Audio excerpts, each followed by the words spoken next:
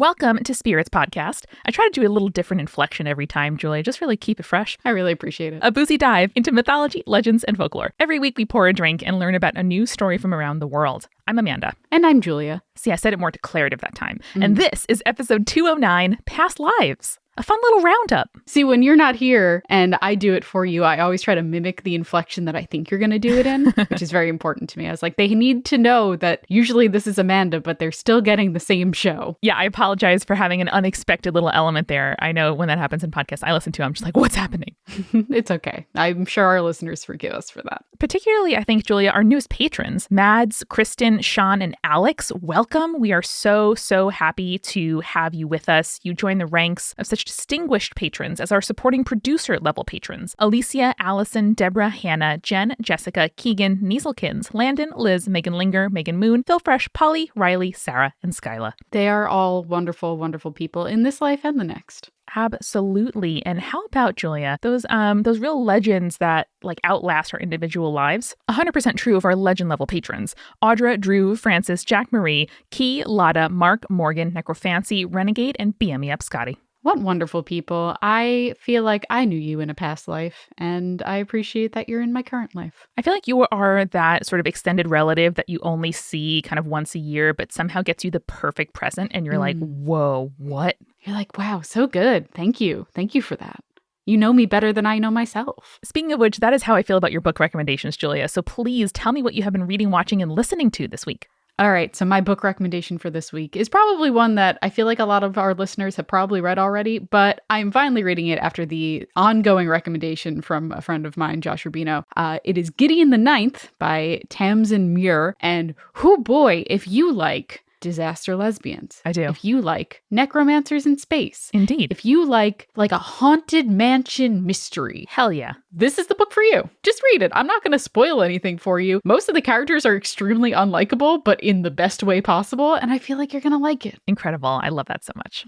It feels very like you love a murder mystery, Amanda, and this really fits the bill for murder mystery. I love it so much. I'm going to have to do it. I just finished rereading all of Tana French, so I have to fill that mystery void somehow.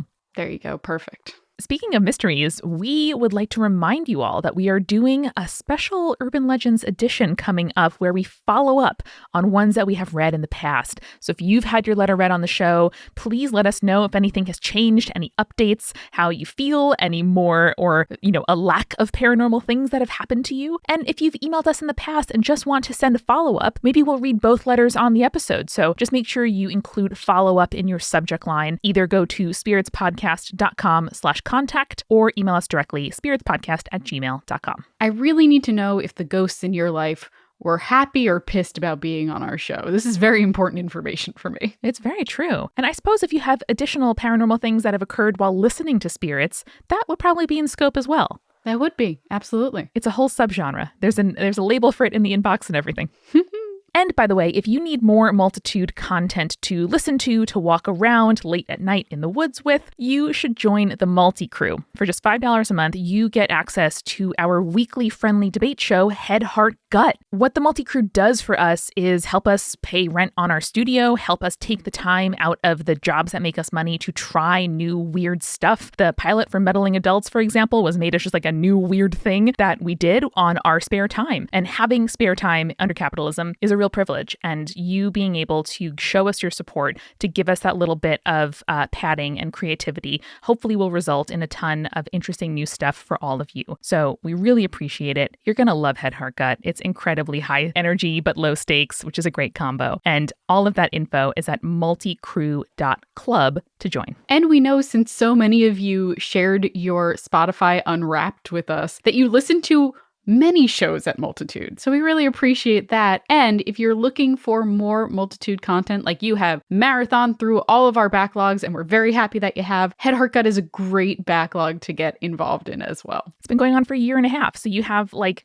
18 months of a weekly show to catch up on. That's 72 new episodes for you to marathon through the backlog of. And trust me, we get a little fun and a little loopy when we do Head Heart Gut. It's a really good time. So thank you to everybody who is in the multi-crew. Thank you if you are considering joining. Thank you if you can't join right now but want to one day. We are so thankful for you. And we hope you enjoy this special roundup episode, Spirits Podcast, episode 209, Past Lives.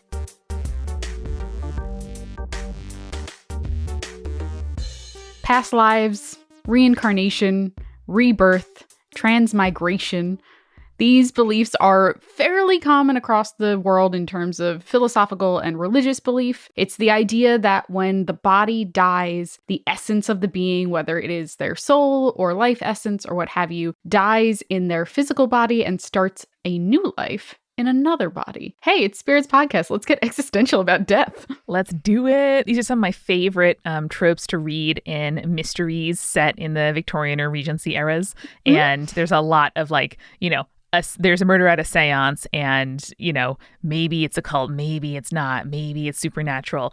And just knowing how obsessed, particularly in this case, Victorians got about death and the occult just makes it something that I know has a huge life elsewhere in the world and throughout history. So I'm really intrigued to learn more. I'm excited to talk very little about spiritualism, but I'm fascinated that this is enough of a trope in mystery novels that you're like, oh, of course, yes.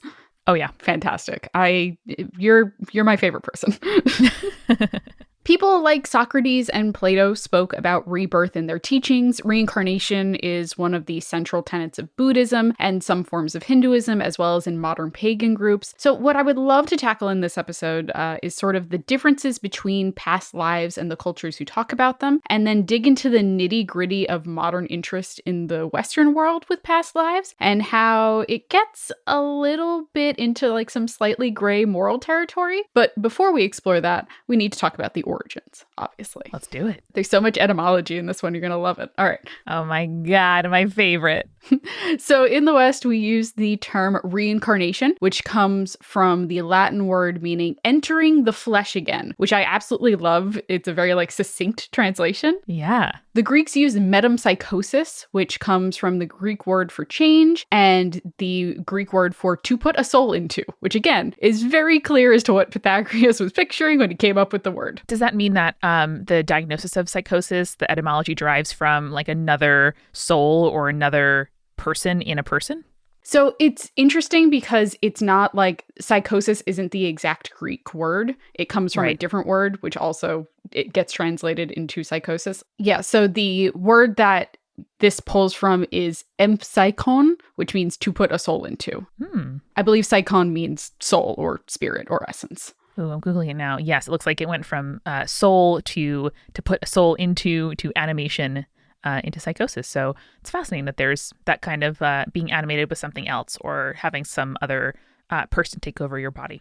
I mean, the soul is not a new term, but we do take a lot of words that we don't directly translate and now use soul for them.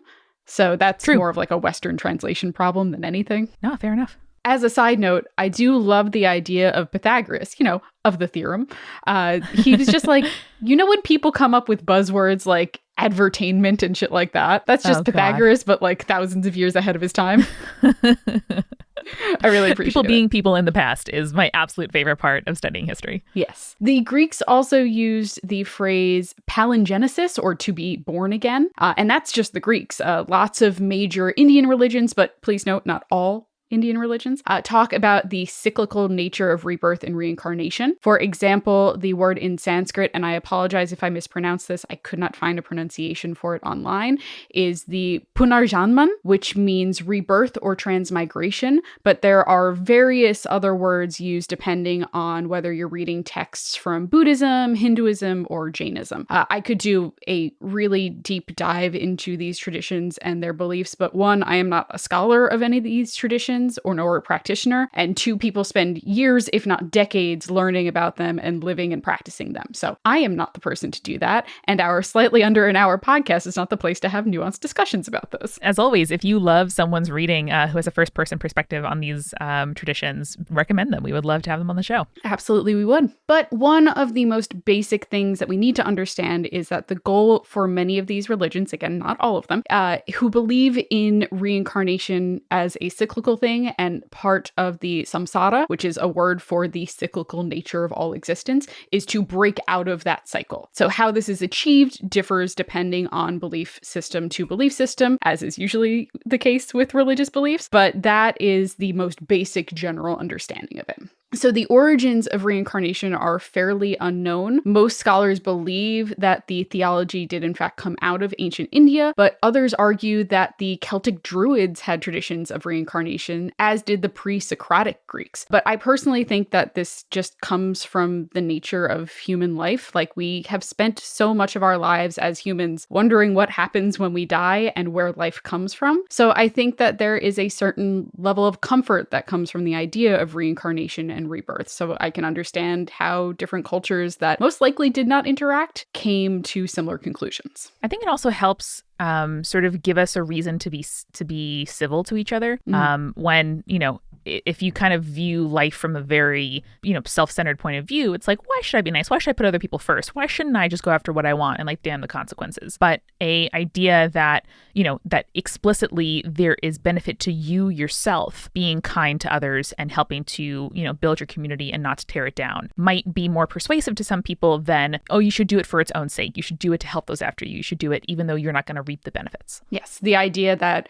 you probably will live in the society that you leave behind when you die is absolutely, I didn't even think of that. That's a great example of why we should leave the world a better place than we came into it. I also had a small anecdote, if that's okay, about Please. People being people in the past, which is, I was obsessed with this book about Cleopatra that I read by Stacey Schiff. I know you do. One of my favorite parts is that when Cleopatra took trips places, obviously she would wear jewels and they would be barges, covered in agricultural bounty and lots of people dressed sexily, but she would also burn a shitload of incense, and incense was certain scents were so expensive that people had never smelled them before. And so people would gather on the riverbanks to see Cleopatra go by and be like, holy fucking shit, she smells like a smell I have never smelled before. And people talked about Cleopatra's smell. And that to me was just such an amazing, A, I love smells because we don't talk about them enough. But B, I just thought it was an incredible bit of statecraft and mythos building. Yeah, that's incredible. And now I'm thinking about all the smells in the world that I haven't smelled yet.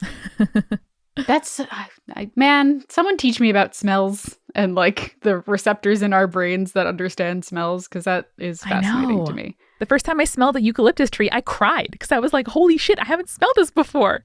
That's incredible. I'm very curious as to if there is a science behind it where it's yes, these limited amount of different molecules create all of the smells, and it's just a combination of all of them. I don't know if that's true or not. Yeah, dude.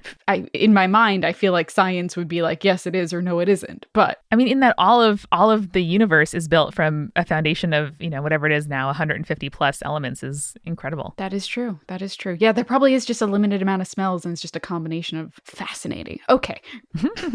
Besides my point, let's talk about the Celtic pagan beliefs for a moment, because this was something I didn't really know about until I started researching this episode. So in the 1st century BCE, the Greek scholar Alexander Cornelius Polyhistor, which is a great name, wrote that the Gauls were super into what he calls the Pythagorean doctrine. Quote, the Pythagorean doctrine prevails among the Gauls, teaching that the souls of men are immortal and that after a fixed number of years, they will enter into another body. Now, Polyhistor, being Greek, would see this as a Pythagorean doctrine, but it is argued by Clement of Alexandria that Pythagoras actually learned his doctrine from the Celts. Julius Caesar even noted that what he referred to as metempsychosis, again, remember that Greek word for change and to put the soul into, was a huge part of their beliefs. Quote, the principal point of their doctrine is that the soul does not die and that after death it passes from one body to another. The main objective of all education is, in their opinion, to imbue their scholars with a firm belief in the indestructibility of the human soul, which, according to their belief, merely passes at death from from one tenement to another. For by such doctrine alone, they say, which robs death of all its terrors, can the highest form of human courage be developed. Now, I don't know about the development of human courage, but Julius Caesar does bring up what I think is a good point, that knowing you will eventually be reborn, that life does not end at death, does take away some, sorry Caesar, probably not all, of the fear that comes alongside death. Damn. Yeah, I think it's really interesting. I still think that from an individual perspective, even if I firmly believed that I would be reborn or reincarnated or something like that, I still would fear the loss of my individual experiences and memories. Like, there are a lot of cultures where they talk about the fact that we can't remember our past lives very well, if at all. And I think I would be afraid of the loss of who I was as a person, even if I was going to be reborn in another body, you know? Yeah, I think the meaning of a life is the relationships you build, the memories you hold, the context of the life. And, you know, if life was such a joy that I just want to do it again, it would not be the same life again. It's sort of the same as cloning. Like, you don't get the same person no matter what, or the same dog or whatever, because you're inevitably shaped in a profound way from the experiences you have. Yeah, I've been rereading the Wayfarer series by Becky Chambers, the first book being The Long Way to a Small Angry Planet. And two things that you just kind of piqued into my head by talking about that. One is that we are, as people, formed by our experiences and our memories and stuff like that. Even if we were, say, cloned and born as the same genetically predisposed person, as we grow through life, become a different person because our experiences would be different, which is a discussion that they have based on like AI experiences, creating like. And another one that I was thinking about was you pointing out that, like, yeah, when you mourn a person, it is because of who they have become through all of their life experiences. And one of the alien cultures in there talks about how humans tend to mourn younger people more because of the potential of what their lives could have been. Whereas in this series, the certain alien species mourns those who lived a long life because they touched more people's lives, and therefore, like, their loss is felt more strongly. Yeah. Anyway, Spirits Podcast, let's get existential about death. That's all we do. Listen, conspirators, you know what you're getting here. Yes. So shooting over to 3rd century BCE China for a moment, Taoism had a interesting cyclical interpretation of life and death as well. The Taoists believed that their founder, the philosopher Lao Tzu, had appeared in different lives as different people throughout the reign of the 3 sovereigns and 5 emperors, which is this folkloric era of 2 groups of leaders who were probably mythological and are like cultural heroes to this day, that were said to reign from around 2852 to 2070 BCE. I'm very bad at reading numbers, so sorry about that. It makes no sense that we're like, hey, numbers, forget about those. Christ was born. Reset it, baby. Reset it. We're counting backwards now. We're all living in the Christian world, and so that's what we're going to do on all our calendars. So in Taoist literature, Lao Tzu said, quote, "Birth is not a beginning. Death is not an end. There is existence without limitation. There is continuity without a starting point. Existence without limitation is space. Continuity without a starting point is time. There is birth, there is death, there is issuing forth, there is entering in." So while not exactly a doctrine of rebirth and reincarnation, it does echo the cyclical sentiments of other traditions that we've spoken about thus far. Hell yeah. And as, you know, an adolescent kind of reckoning with the loss of religiosity in my own life, this idea that all matter kind of recycles and exists somewhere in the universe was deeply comforting. And I hear very similar kind of conclusions in the passage you just read. And I love that we're kind of figuring that out really early in our history as human beings. That's extremely cool. I love that. Yeah. So moving on from those less ancient traditions, Europeans kind of flirted with the idea of rebirth and reincarnation starting in like the 11th century, but most of the groups that were preaching those philosophies were pretty quickly persecuted for heresy by the Inquisition and the Catholic Church. Classic. Yep. The Renaissance and the quote-unquote Enlightenment era saw a resurgence in the teachings of Plato and Socrates because scholars were starting to translate their work during this time and it was becoming more readily available for people. And this kind of sparked philosophical discussions rather than religious implications for these teachings, kind of bringing back the philosophy of things rather than the religion of things. And actually, this is sort of similar to spiritualism, too, where the idea was like, oh man, we used to have it right. All we have to do is look to the past, do that again, and then everything's going to be fine. And that was part of what motivated, all of the translation of Greek works, because it was like, well, they knew it. And so that's just all we need. And I'm sure there's lots of complexity that I would love to learn about. But I think in the way that history only and inevitably repeats itself, that is a really dangerous impulse. And it's one that, hey, still happening. Yeah, and we'll talk a little bit about that towards the end when we get into our morally gray section. But hey. So the 19th century is when Western philosophers started, quote, discovering, big quotes around that, the religious teachings of Hinduism, Buddhism, and Jainism, and started spiraling out of those beliefs to incorporate them in philosophies like American transcendentalism. The American philosopher Francis Bowen would later incorporate these beliefs into his philosophy, which he called Christian metempsychosis. Again, that same word. Oh, man. It was also around this time in the early 20th century that the study of psychology was still kind of like getting its legs. And that interest in reincarnation began to seep into it. And we'll discuss the impact of that after our refill. But this is the period in which, especially in America and in Britain, the idea of past lives and reincarnation kind of started to become this cultural phenomenon. Even someone like General George Patton, best known for his participation in World War II, believed that he was the reincarnation of General Hannibal Barca, who's best known for going head-to-head with the Roman Empire. You know, Hannibal, the elephants across the Alps, Hannibal. Big yikes. Yeah, he thought that was him. Wild. You can just like something. You can just like a person. You can just draw inspiration from their life. You could just carry a little portrait in your wallet, maybe. Oh, we'll talk about that later. Yeah, you could just do that, wouldn't you? And like I said, we're going to get into the kind of nitty gritty of past life study. But first, we're going to need a refill. I sure do. Yep. Julia, I discovered something that people have known for several years, which is that some leggings have pockets in them, and you can buy leggings with pockets. And we had the other day, I was wearing leggings that you said you also own, which is fantastic. Mm-hmm. But I really dislike, it just opens up a whole new sartorial world for me. And now I, more than ever, I'm looking for tunics, like tunic length shirts or sweatshirts that go past my butt and just stuff I can wear with my pocket leggings. And that is my work uniform now because nothing is any meaning. So I went to Stitch Fix and I requested tunics from my personal stylist, which is so fancy to say. And what I love about Stitch Fix is, yes, you can get it on a recurring basis, but you can also just order a box when you need it. And in this case, I really needed it. I let them know my sizes, my styles, my budget, stuff that does and doesn't work well for me. And I was like, I will never wear a strapless bra. Don't get me one with like a halter or like spaghetti type situation. And so when I got my box, it was so much fun to try on clothes that I knew would fit, that I knew would be in budget, and that I was just really excited to open. So that is what Stitch Fix is all about.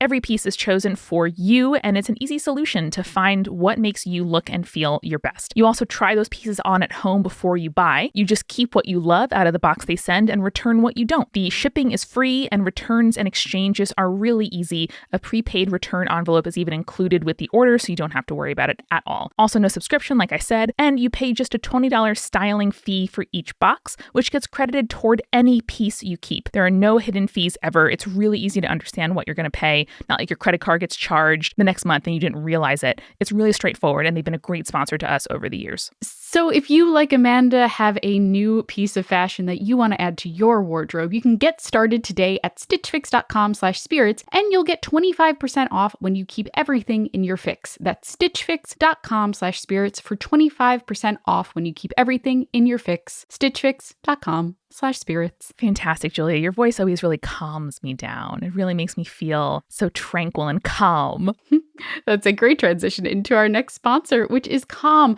Amanda, Oh boy, getting a good night's sleep is really hard to come by, especially when you live across the street from a train station like I do. And we are just like super overcaffeinated. We're addicted to our screens. We're living in a super overstimulating world. So when you run on too little sleep, it can take a serious toll on your mental and physical health. And that's why we're really excited to partner with Calm. They are the mental fitness app designed to help you relieve anxiety and improve your sleep, because improving your sleep can literally change your life. Calm helps you ease stress and get the best sleep of your life. They have a whole library of programs designed for healthy sleep, like soundscapes and guided meditations, and over 100 sleep stories narrated by incredibly soothing voices like LeVar Burton, Nick Offerman, and Lucy Liu. And if you go to calm.com/spirits, you'll get a limited time offer of 40% off a Calm premium subscription, which includes hundreds of hours of programming. Over 70 million people around the world use Calm to take care of their minds and get better sleep. And you can get the Calm app and experience a transformation in the way you sleep. It is so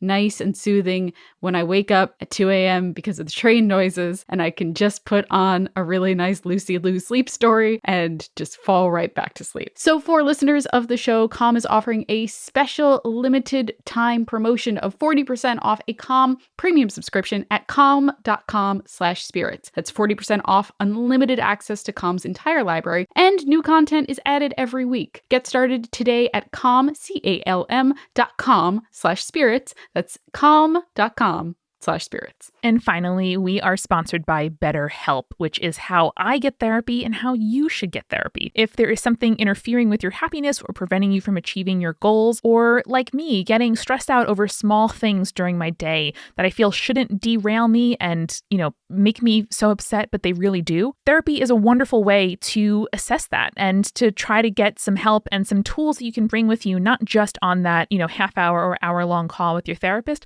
but into your life all the time. Yesterday, my therapist and I did a meditation relaxation exercise where she was teaching me some strategies, and it was really helpful. Like, you can read about this stuff on the internet, but having somebody else walk you through it, answer your questions, and me being able to say I feel like this is kind of silly and frivolous, and then have someone allay my fears is really amazing. I really love that BetterHelp is available worldwide. You can start communicating with somebody in under 48 hours, which is awesome. And there's also a broad range of expertise available, which might not be locally available in many areas, or like now, if I don't want to do in-person therapy, it is a really wonderful way to make sure that I'm still taking care of my mental health every week. They're also committed to facilitating great therapeutic matches, so they make it really easy and free to change counselors if needed. BetterHelp wants you to start living a happier life today, so please visit their website and read testimonials if you'd like to, and get a sense of how they have over 1 million people who have taken charge of their mental health with BetterHelp. Go to betterhelp.com/spirits for 10% off your first month.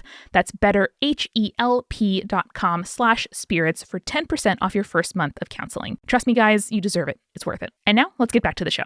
So for this cocktail, I picked one with a evocative name, and one that I think has been kind of making a comeback since its pre-prohibition birth, which I think makes it a good choice for this episode. And that is The Last Word, which is gin, lime juice, green chartreuse, and maraschino liqueur. The latter two I know most people probably don't have stocked in their home bar, but green chartreuse is genuinely a great and really versatile ingredient, and I highly recommend picking up a bottle if you don't already have one.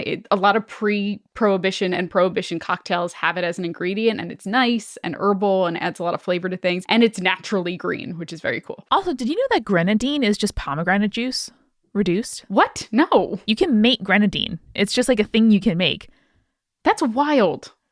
Video game correspondent and life partner Eric figured that out a few days ago and was like, wait, you could just what? And I was like, I don't believe this. It was just completely something that, in the way that as a kid you don't think about like where cereal comes from or whatever, I never thought about where grenadine comes from. That is buck wild, and thank you for sharing that with me. Another fun fact about green chartreuse before I forget, this might just be like, a thing that they tell you to sell the thing to you, but it's like supposedly only 2 monks in the world know the 130 herbal ingredients that go into green chartreuse. I'm like, I love that. That's great. It's like passed down the secret knowledge. Yeah, I will. I mean, I am very susceptible to like branding that evokes patent medicine. You know what I mean? Like the Dr. Bronner's soap and the Thayer's bitters. Like, I get it.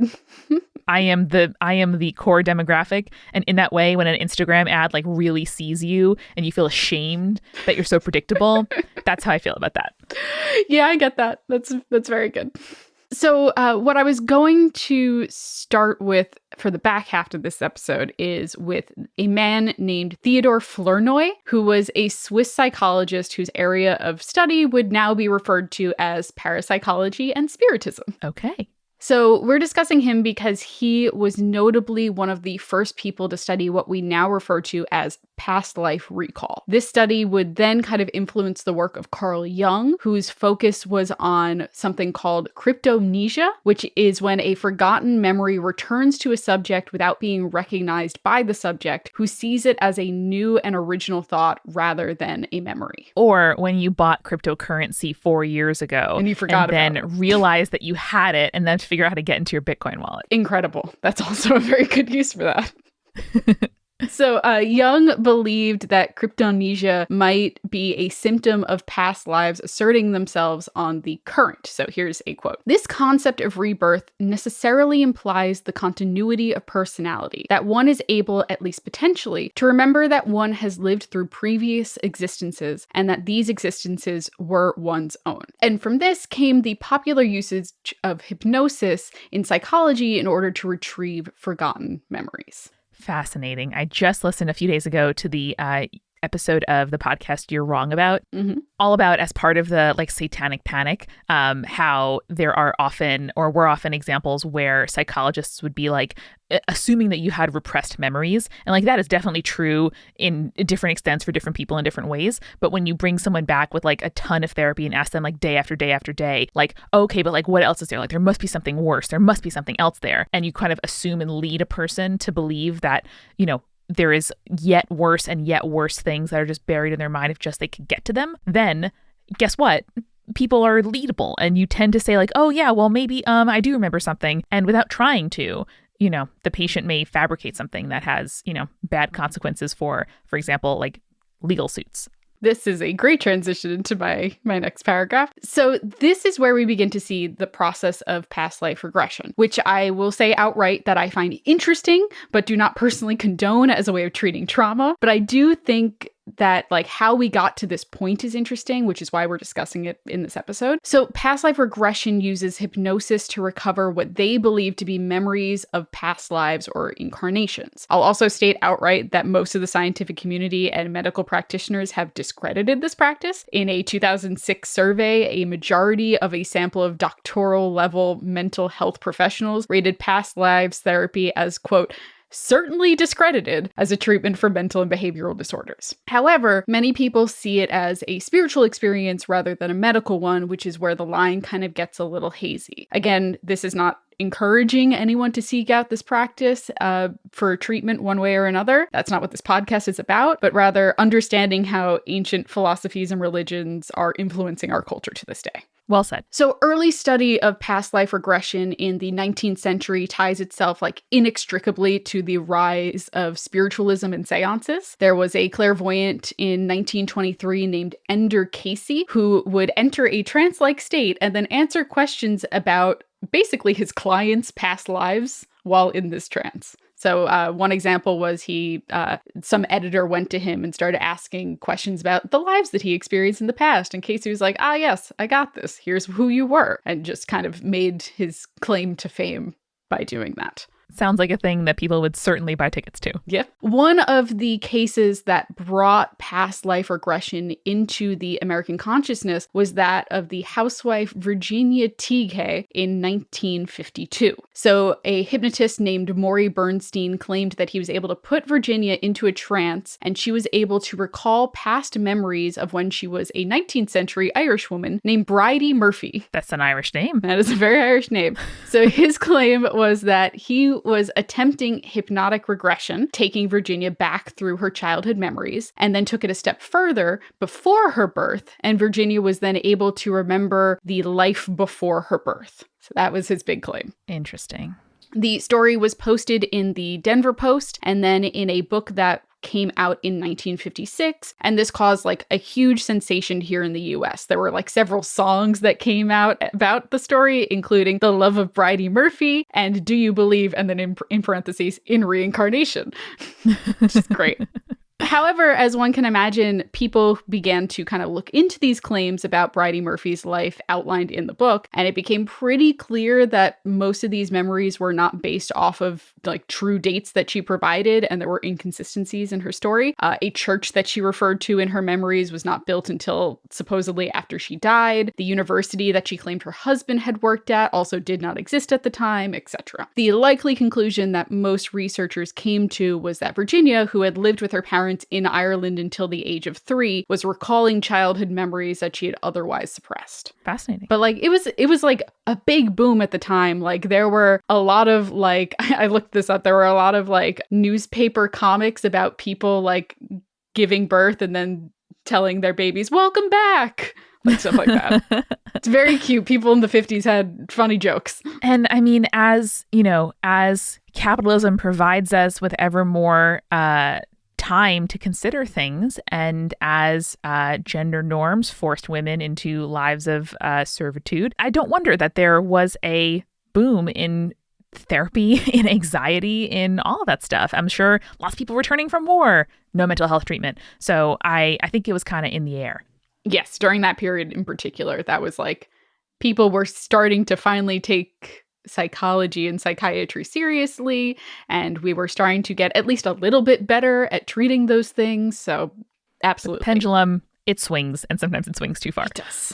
And honestly, the interest in past lives has not died down that much since the 50s. There are even still people studying it. One of the more interesting, and I say interesting, again, I am not condoning this as a scientific or medical practice, but one of the more interesting things that I found while researching this was that the University of Virginia's School of Medicine has a division of perceptual studies. And here is their about page, quote, "At the Division of Perceptual Studies, we believe that a revolution in intellectual history is taking place, and we have a unique role to play in bringing it to fruition. Current mainstream science and philosophy portray mind, personality, and consciousness as nothing more than the byproducts of brain activity encased within our skulls and vanishing at death. Through its research, DOPS strives to challenge these entrenched mainstream views by rigorously evaluating empirical evidence suggesting that consciousness survives death and that mind and brain are distinct and separable." Listen, I think research is great. Yeah. I think more information is good. Absolutely. So the director of the Division of Perceptual Studies at UVA is Dr. Jim Tucker, whose focus is in children who he claims speak about memories of previous lives that they claim to live. I mean, it would be very interesting to know what is behind this. If it's, imagination that strikes adults as creepy, if it's dreams, if it's, picking up on discussions around them that people don't expect them to pick up on. Like, that's interesting. And I don't think it's a bad thing to research it. Yeah. So he wrote a book about this subject called Return to Life, which among others outlines the cases of James Leininger, who had verifiable past life memories of being a World War II pilot, and Ryan Hammond, who had verifiable memories of being a Hollywood extra and talent agent. Listen, that sounds like a book people would buy. Yeah.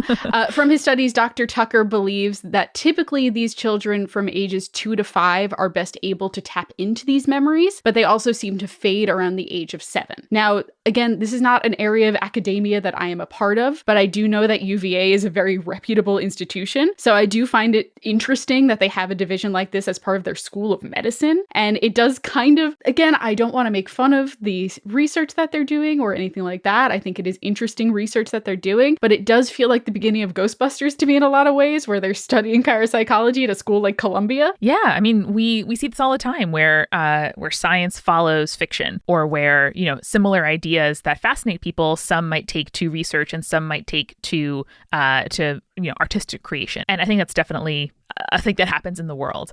Yeah, absolutely. Kind of continuing on this parapsychology, maybe something that can be studied for argument's sake. But like many things that kind of enter the popular culture that stem from religious and philosophical origins, it can be twisted into something questionable at best and insidious at worst. During my research, I've unfortunately seen stuff like people claiming that they cannot be racist because they were another race in a past life. And not how it works. Hey, don't do stuff like this. Not how it works. If you believe you had a past life, I'm not here to discredit you, but just like be cool about it, please. Just be cool. Also, racism is not a tally of virtues and sins. Yes. It is fact happening every day that is structural. Yes. So, you can't like earn enough on your AP exam that you don't have to take math in college. That's not the same system that is at work here. 100% true. That's a good comparison. To kind of wrap up, though, I do want to say that several of the cultures that we talked about earlier on that have traditions in reincarnation and rebirth do have, in some part, like their own forms of past life regression. So, for example, the Hindu scholar Puntajuli believed that the Atman, or inner self, the essence of a person, can become overly burdened by karma of previous lives, and believed that through the process of pratiprasav, meaning reverse birthing, a person could address problems in the current life through memories of the past life. It was actually a yoga practice. And hey, like whenever you think of the like validity of these things, the opportunity to address something that you feel is holding you back, or to confront and then let go of a thing that is burdening you, is positive. Like I completely understand why, in the same way that whether you believe in God or you don't, a time to, kind of reflect and quietly like get yourself ready for your day or wind down at the end of the day, whether you call it meditation or prayer, like there are similarities of why that works in both cases. Yeah. And actually that brings a great other example that I have here, which is Jainism. They also believe that in order to separate karma from the inner self, which in Jainism is called the jiva, you have to separate that karma from your jiva in order to be freed from the cycle of life and death. And you must understand what karma is attached to your jiva. So like what past experiences you had so that you can separate them. And this process of remembering past lives and the karma that's incurred within them is called jati smaran. And I think that's really interesting, that like what you just said, and the idea that like you do have to like figure out what is causing your problems in order to counteract the things that are causing you problems. Yeah. And obviously, I think when the belief in reincarnation or past lives is part of a broader, like cosmological religious framework, I think that makes a ton of sense and is more kind of understandable and, a thing that people might accept in their lives than a standalone belief that like an otherwise secular person is like, oh, yes, that must be true. Yes. Again, these cultures have a lot of nuance to the study of them that we can't do in our under an hour podcast. I'm sure that there are great resources out there where they do talk about this stuff and it's not two white people talking about it. And I highly recommend checking those things out. But to kind of sum up, I do find the idea of the continuation of life and experience after death comforting personally. I understand the belief and I understand where it might come from. I actually keep coming back to that quote from Julius Caesar in the idea that the belief in a cycle of life does take away some of the fear of death. I do always urge caution around these topics, though, in like the modern sense, because a lot of time it ends up leading to people, especially in Western society, viewing it as a novelty rather than an actual practiced religious tradition. So just be careful of that. But at the same time, I do get the interest in the phenomenon of remembering things that you shouldn't be able to remember. And brains are fascinating like that. That's such an interesting thing. And I do think that cryptomnesia, not when you're forgetting about your Bitcoin, but the other thing that Carl Jung spoke about earlier, is something that I plan to look more into in my own time, because I find that and stuff like the Mandela effect very interesting, the kind of cultural phenomenon of us remembering things that we shouldn't. Yeah, I think brains are so good at sort of rationalizing new input in your own worldview or to fit in with things that you already know to be true or have experienced. That is like the most powerful, I would argue, part of the human brain. And that's really destructive when you make stories out of things that are just events, or, when you think of yourself as a protagonist and everybody else as background characters. Like there's so many things that we talk about and so many things that are out there that are all about just kind of our brain applying one lens to a thing that might be not so true or more chaotic or more random. As a person who has been existing on the internet in, the year 2020, I have seen a lot of stories where it's like, oh, my child said this creepy thing, like, oh, mommy, before I lived with you, I, drove a truck around or something like that. Which, again, children are extremely creepy. We've discussed this on the show before. But I also think that, like, children just say stuff sometimes. And I don't know if that's your child remembering a past life or it was like something they saw on TV and then it like in their brain metamorphosized into an own personal memory that they have. But I do think that we just like need to be a little cautious with the way that we talk about that. I think it's an interesting thing to kind of play around with from a philosophical idea, but just be cautious and aware, I guess, in the discussions that you have about it. Yeah, and I don't think it's a bad thing necessarily to want to believe in it or to hope that it's true or to be like, if this was proven, I would be stoked. Because at least in my experience, feeling cut off from community or feeling like, the world is proceeding in a way that I can't influence or that, my little life might not have as much impact on the world as I hope it would. Feeling a sense of like provable connection to what's come before is fascinating, and certainly hoping that your influence lasts beyond your life, I think, is a thing that is not like shameful whatsoever to want. So I think that's something that more people should give themselves permission to want things that they know are not true, or to say like, yeah, that'd be really tight, and like to be curious about your attraction to stuff or the fascination you think when you learn about something. You don't have to adopt it, co-opt it, practice it, pay somebody to do something that they probably are just doing for money, but instead you can say like, what is behind that? Why do I feel this way? And treat yourself with curiosity and not as a thing that you have to like immediately, put money behind or reject. Yeah, I think that is something that we often try to encourage our listeners to do, is to practice what feels true to you and just be respectful of the ancient traditions and still practicing traditions that came before you and that you might be taking philosophy from. But yeah, I think past lives, super interesting. Would want to do more research onto it. I'm very curious about Dr. Turner's book, and I'm gonna look more into that.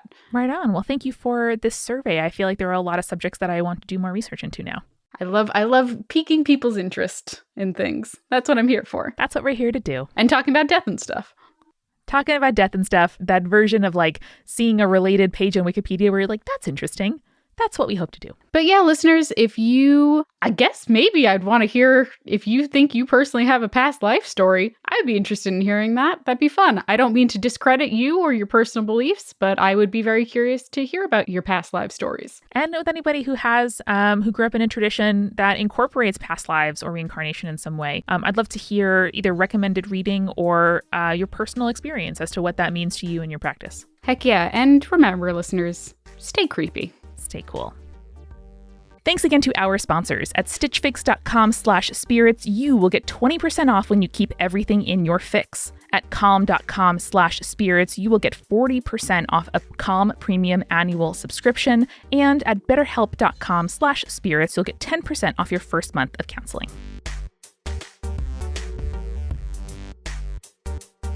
Spirits was created by Amanda McLaughlin, Julia Shafini, and Eric Schneider, with music by Kevin MacLeod and visual design by Allison Wakeman. Keep up with all things creepy and cool by following us at Spirits Podcast on Twitter, Instagram, Facebook, and Tumblr. We also have all of our episode transcripts, guest appearances, and merch on our website, as well as a form to send us your urban legends at spiritspodcast.com. Join our member community on Patreon, patreon.com/spiritspodcast, for all kinds of behind-the-scenes stuff. Just $1 gets you access to audio extras with so much more available too. Recipe cards, director's commentaries, exclusive merch, and real physical gifts.